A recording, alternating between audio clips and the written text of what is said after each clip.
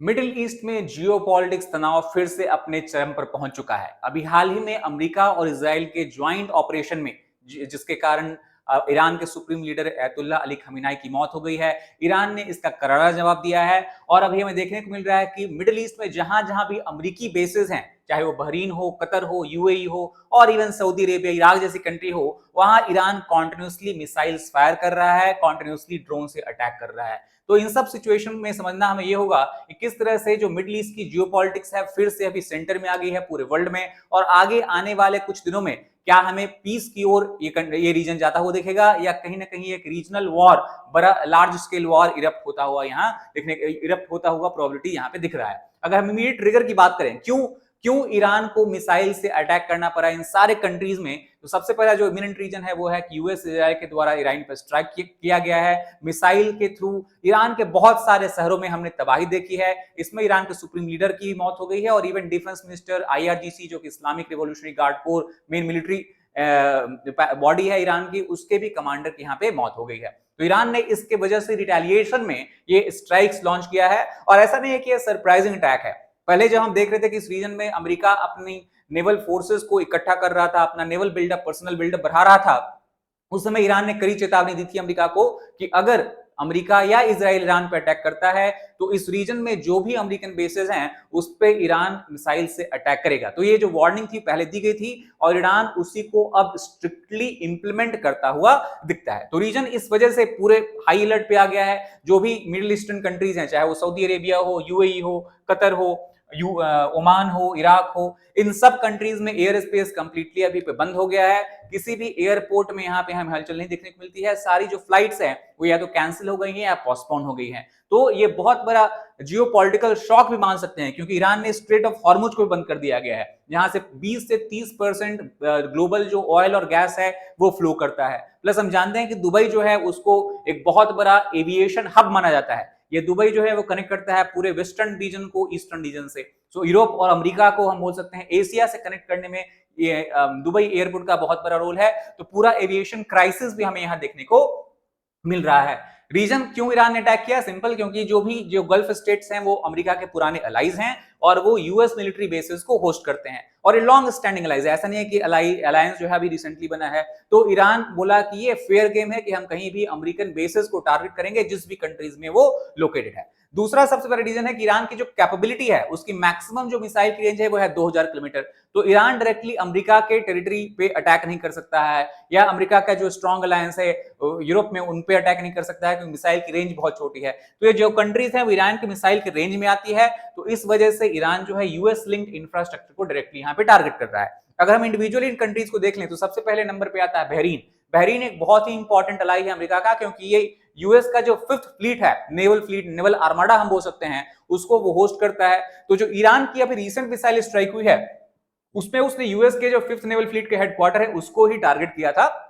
Naval support activity के वजह से ही बहरीन में हिट हुआ है। और यहाँ पे जो फोटोग्राफ आ रही थी उसमें क्लियरली हमें देखने को मिल रहा था कि जो डॉकयार्ड एरिया है, जो यहाँ पोर्ट एरिया है, वहां से हमें स्मोक राइज होता हुआ दिख रहा था मनामा में। मनामा जो कि बहरीन की कैपिटल है। यूएस एम्बेसी ने इस वजह से अपना जो ऑपरेशन है उसको मनामा में, बहरीन में कंप्लीटली क्लोज कर दिया गया है, सस्पेंड कर दिया है। और ये बहुत इंपॉर्टेंट बेस है अमेरिका के लिए, क्योंकि ये ऑपरेशन है सिंस 1948 से।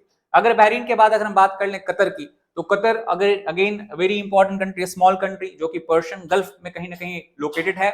और कतर में भी अल उदैद एयरबेस जो है वो अमेरिका के द्वारा रन किया जाता है। तो अल उदैद एयरबेस को भी टारगेट किया था ईरान ने। एक्सप्लोजन रिपोर्ट हुई है दोहा से। और सबसे इंपॉर्टेंट बात, क्यों कतर में, क्योंकि ये लार्जेस्ट यूएस बेस है। तो एक सिंबॉलिक मैसेज भी ईरान सेंड करना चाह रहा है। अगर हम अप्रैल में 2025 की बात कर लें, उस समय जो यूएस और इजराइल ने ईरान पर अटैक किया था, तो एज ए रिटेलिएशन उस समय भी ईरान ने कतर वाले बेस पे अटैक किया था।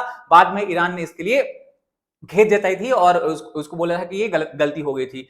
कतर का जो है अपना एयर स्पेस उसने डेफिनेटली क्लोज कर लिया है। और जो लीडर्स है कतर के, उन्होंने इसको अनफॉर्चुनेट बताया है और ईरान के लीडर को और लीडरशिप को मैसेज दिया है कि हमें डी एस्केलेशन की तरफ जाना चाहिए। थर्ड जो टारगेट है ईरान का है वो कुवैत, एक छोटा सा कंट्री आप देख सकते हैं इराक के साउथ में। अगेन ये पर्शियन गल्फ पे बैठा हुआ है, यहाँ पे है ईरान, तो बहुत ही क्लोज हम बोल सकते हैं ईरान से। यहाँ भी बैलिस्टिक मिसाइल्स ईरान ने लॉन्च की है यूएस लिंक्ड बेसेस जो हैं उनको टारगेट करने के लिए। कुवैती एयर डिफेंस ने हालांकि प्रोजेक्टाइल है उसको इंटरसेप्ट कर लिया था, पर रनवे डैमेज रिपोर्ट हुई है। कुवैत में इटालियन फोर्सेस भी, चूंकि वो नेटो का एयरबेस है, ऑपरेट किया जाता है नेटो के द्वारा, तो कहीं ना कहीं हमें रनवे डैमेज देखने को मिलता है। कुवैत ने बताया कि अंडर आर्टिकल 51 यूनाइटेड नेशन का चार्टर है, यूएन चार्टर में अंडर आर्टिकल 51 कोई भी कंट्री पे अटैक होता है तो वो रिजर्व रहता है उसके पास राइट कि वो रिस्पॉन्ड कर सकता है एज दे विश। तो कुवैत ने बोला कि हम रिस्पॉन्ड करेंगे ईरानी अटैक के अगेंस्ट में। अली अल सालिम ये है नाम एयरबेस का जहां पे अभी ईरान ने अटैक किया है। यूएई जो कि सबसे सेफ कंट्री माना जाता था, डेवलपमेंट का ये अपने आप में बहुत बड़ा जीता जाता एग्जांपल है पूरे मिडिल ईस्ट एशिया में। वहां भी जो सिटीज है, मेन सिटीज जैसे कैपिटल अबू धाबी और दूसरे जो अमीरात हो गए जैसे दुबई, वहां पे भी अटैक देखने को मिला है। मिसाइल जो है उन्होंने अल धफरा जो बेस है अबू धाबी में वहां टारगेट किया है, इसमें एक पाकिस्तानी नेशनल की भी जान चली गई है, ऐसा यूएई के गवर्नमेंट का कहना है। एक सिविलियन जो है उसकी जान चली गई डेब्री फॉल होने के कारण। यूएई के जो एयर डिफेंस है उसने मल्टीपल इंटरसेप्शंस किए हैं। इवन दुबई में जो फेमस होटल्स है बुर्ज अल अरब, वहां पे भी कुछ मिसाइल के प्रोजेक्टाइल्स हमें देखने को मिले हैं। कुछ होटल्स में आग लग गई थी और नियर बुर्ज खलीफा भी कुछ ड्रोन्स इंटरसेप्ट किए गए हैं। तो यूएई ने इसको डेंजरस एस्केलेशन टर्म किया है और इसको वार्निंग भी दी है ईरान को कि अगर ईरान मिसाइल लॉन्च करना बंद नहीं करता है तो definitely a large scale territory strike is possible. Then next target is Saudi Arabia और जॉर्डन। सऊदी अरेबिया में जो कैपिटल सिटी है रियाद, वहां पे एक्सप्लोजन्स हुई हैं। Possible patriot missile system, defence system वहां पे तैनात है, तो इंटरसेप्शंस उसका किया गया है, मिसाइल इंटरसेप्ट की गई है। जॉर्डन में भी मिसाइल इंटरसेप्ट की गई है।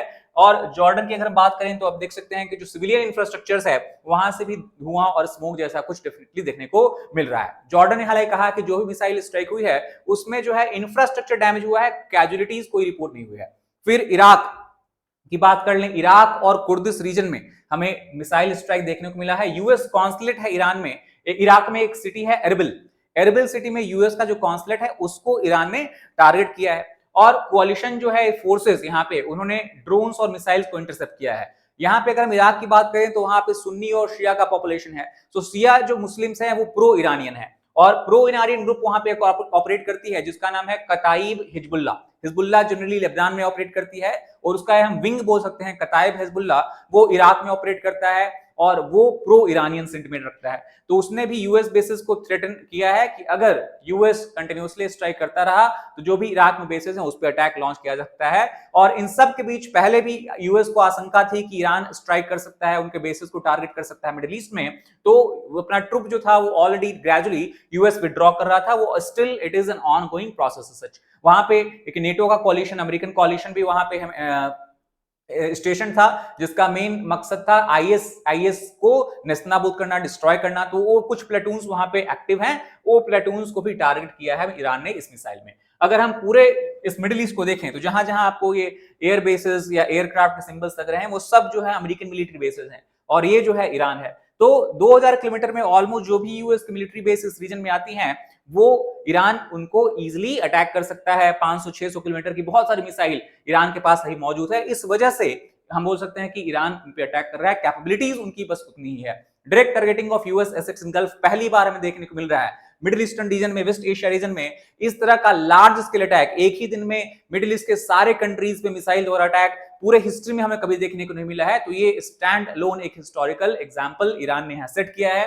पर प्रॉब्लम यह है कि ईरान अभी आइसोलेटेड होता हुआ दिख रहा है। जो भी कंट्रीज थी जो चाह रही थी कि ईरान और अमेरिका के बीच में कुछ तरह से सुलझ हो जाए, कुछ तरह से पीस एग्रीमेंट साइन हो जाए, वो कंट्रीज भी अब ईरान के अगेंस्ट में हो गई हैं क्योंकि उनके टेरिटरी को टारगेट किया गया है। सऊदी अरेबिया ने यहां तक कह दिया कि उन्होंने ईरान को यह बताया था कि उनके टेरिटरी से कोई भी अमेरिकी मिसाइल या कुछ भी लॉन्च नहीं किया जा सकेगा। उन्होंने एक न्यूट्रलिटी की पोजीशन रखी थी। इसके बाद भी ईरान ने सऊदी अरेबिया पर अटैक किया है। तो इस वजह से एक वेस्ट एशिया में एक वाइडर कंफ्लिक्ट इमर्ज होता हुआ हमें आने वाले दिनों में दिख सकता है।